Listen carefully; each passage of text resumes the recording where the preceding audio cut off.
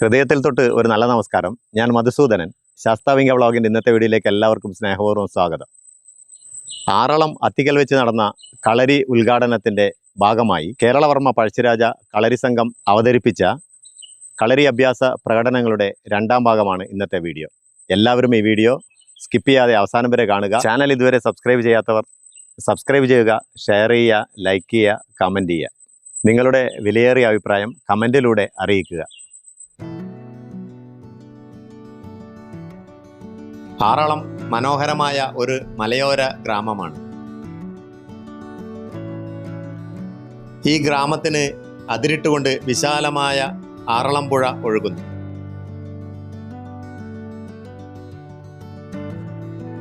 ആറളം ടൗണിലൂടെയാണ് മലയോര ഹൈവേ കടന്നു പോകുന്നത്. ഇവിടെ നിന്ന് വീർപ്പാട് റോഡിലൂടെ കുറേ ദൂരം മുന്നോട്ട് പോയാൽ ചെടിക്കുളം കഴിഞ്ഞിട്ടാണ് അത്തിക്കൽ എന്ന സുന്ദരമായ ഗ്രാമം. ഇവിടെ ഗോപിയേട്ടൻ എന്ന മുൻ സൈനികന്റെ സ്പോർട്സിനോടുള്ള സ്നേഹത്തിന്റെ ദൃഷ്ടാന്തങ്ങൾ നമുക്ക് കാണാൻ കഴിയും.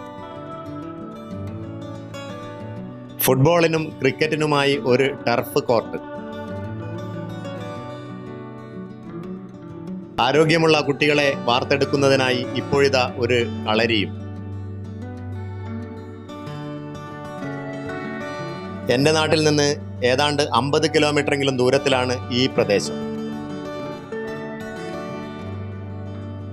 ഇത്രയേറെ ദൂരത്തിലാണെങ്കിലും ഞായറാഴ്ചയാണെങ്കിലും ഇതൊന്ന് കാണുക തന്നെ എന്ന് മനസ്സ് പറഞ്ഞു. വരാൻ മറ്റൊരു കാരണം കൂടിയുണ്ട്. PK സുകുമാരൻ ഗുരുക്കളുടെ നേതൃത്വത്തിലുള്ള കേരളവർമ്മ പഴശ്ശിരാജ കളരി സംഘത്തിന്റെ അഭ്യാസ പ്രകടനങ്ങൾ കൂടിയുണ്ട്.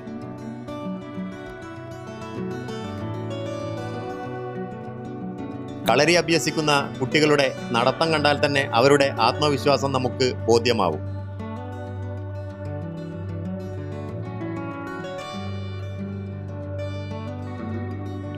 തല ഉയർത്തിപ്പിടിച്ച് നെഞ്ചു വിരിച്ച് പ്രസരിപ്പോടെയുള്ള നടത്തം. ജീവശ്വാസം പോലെയാണ് സുകുമാരൻ ഗുരുക്കൾക്ക് കളരി. 5 ദശാബ്ദത്തോളം ദൈർഘ്യമുള്ള ഉറവ പറ്റാത്ത അഭിനിവേശം, ഒരു തപസ് പോലെ. ഇത്തരം പരിശ്രമങ്ങൾക്ക് ഇക്കാലത്ത് ഒട്ടേറെ പ്രസക്തിയുണ്ട്.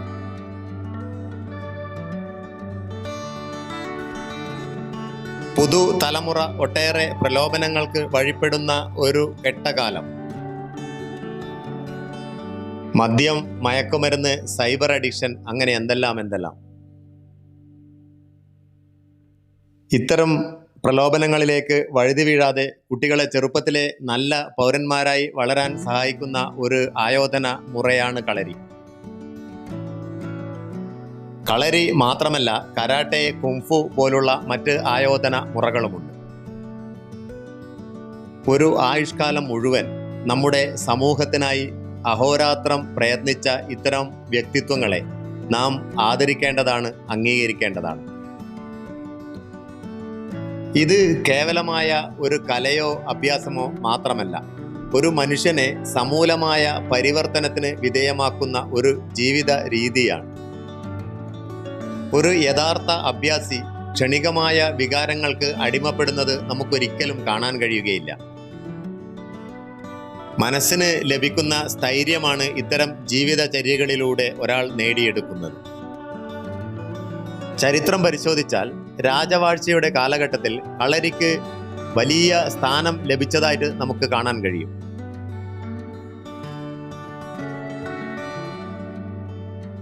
അക്കാലത്ത് കൊട്ടാരത്തോടനുബന്ധിച്ച് കളരികൾ നിലവിലുണ്ടായിരുന്നു.